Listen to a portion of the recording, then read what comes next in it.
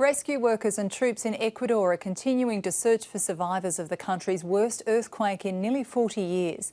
At least 246 people died in the 7.8 magnitude quake when it struck the Pacific coast on Saturday in an area that was popular with tourists. A state of emergency has been declared in 6 provinces. Rescuers used bulldozers to find survivors at Puerto Viejo on Ecuador's central coast. Much of this provincial capital was flattened when the earthquake struck. We have never seen this, never. I am 74 years old and this has never happened, never.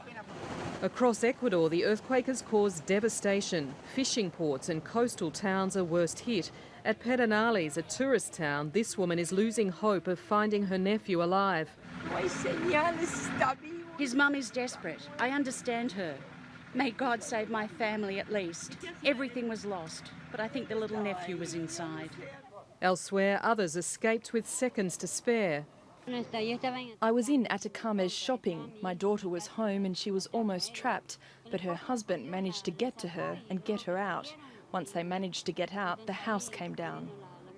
Ecuador's President Rafael Correa has cancelled a trip to Europe and flown home to survey the damage. As the death toll mounts, thousands more are now homeless.